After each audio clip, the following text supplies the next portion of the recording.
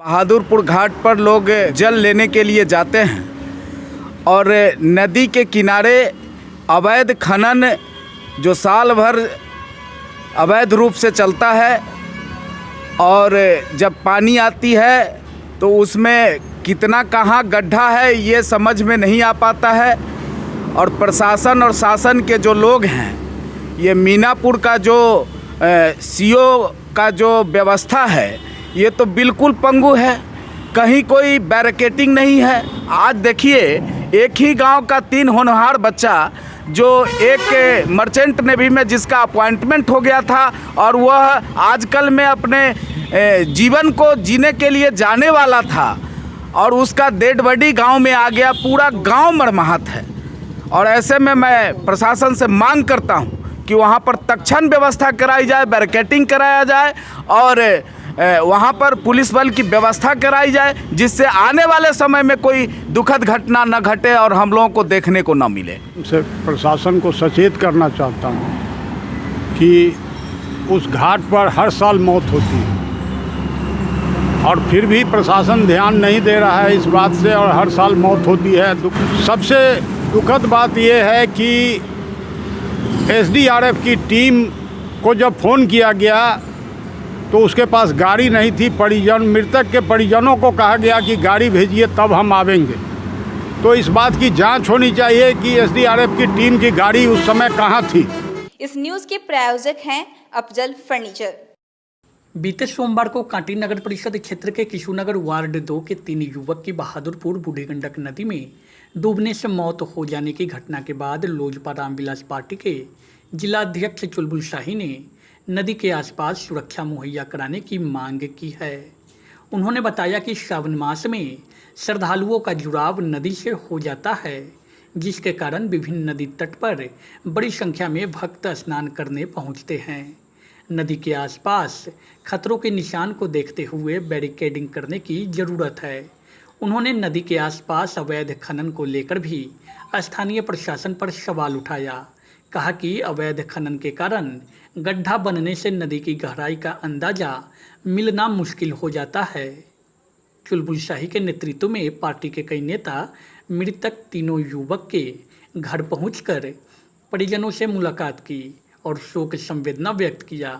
इस मौके पर पार्टी के वरिष्ठ नेता विजय कुमार सिंह, काशीनाथ झा, जिला परिषद सदस्य कुंदन कुमार, मनोज चौधरी आदि शोक व्यक्त करने वालों में शामिल थे।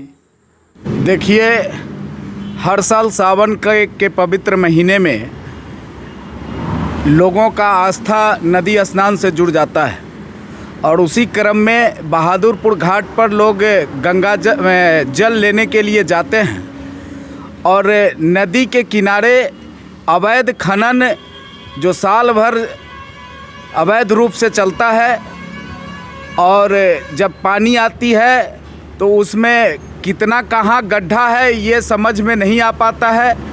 और प्रशासन और शासन के जो लोग हैं, ये मीनापुर का जो सीओ का जो व्यवस्था है ये तो बिल्कुल पंगु है, कहीं कोई बैरिकेडिंग नहीं है। आपदा प्रबंधन विभाग बिहार सरकार की इसमें हर साल इन सब चीज़ों के प्रबंधन के लिए, व्यवस्था के लिए पैसा और फंड का व्यवस्था होता है और उस व्यवस्था को लोग कहाँ खर्च करते हैं और किस स्थिति में करते हैं ये हम लोग नहीं समझ पा रहे हैं। और वहाँ पर हर साल सैकड़ों हजारों लोग श्रद्धालु स्नान को जाते हैं, वहाँ बैरिकेडिंग होना चाहिए।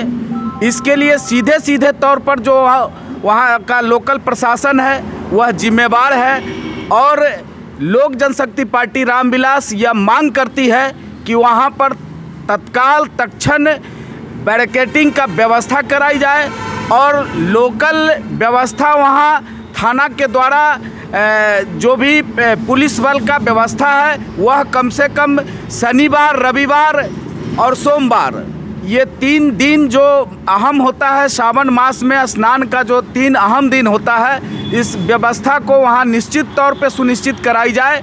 और अगर ऐसा नहीं होता है तो हम लोग फिर आंदोलन पर विवश होंगे और यह तो लाश पर राजनीति करने वाली बात है। ये जो शासन में जो लोग बैठे हैं इनके व्यवस्था से हम लोग काफ़ी मर्माहत हैं।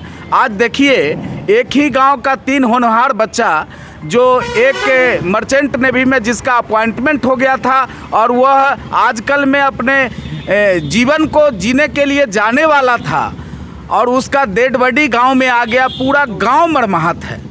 और ऐसे में मैं प्रशासन से मांग करता हूं कि वहां पर तत्क्षण व्यवस्था कराई जाए, बैरिकेडिंग कराया जाए और वहां पर पुलिस बल की व्यवस्था कराई जाए, जिससे आने वाले समय में कोई दुखद घटना न घटे और हम लोगों को देखने को न मिले। 2 बिंदु पर मैं प्रकाश डालना चाहता हूं, आपके माध्यम से प्रशासन को सचेत करना चाहता हूं कि उस घाट पर हर साल मौत होती है और फिर भी प्रशासन ध्यान नहीं दे रहा है इस बात से, और हर साल मौत होती है। दुखद बात यह है कि जब ये 3 बच्चे डूब गए उसके बाद भी एक और बच्चा डूबने 1 घंटे के बाद डूब रहा था, जिसको बचाया जा सका। सबसे दुखद बात यह है कि एसडीआरएफ की टीम को जब फ़ोन किया गया तो उसके पास गाड़ी नहीं थी। मृतक के परिजनों को कहा गया कि गाड़ी भेजिए तब हम आवेंगे। तो इस बात की जांच होनी चाहिए कि एसडीआरएफ की टीम की गाड़ी उस समय कहाँ थी और एसडीआरएफ के गाड़ी का क्या उपयोग होता है ज़िले में, इस बात की जांच होनी चाहिए।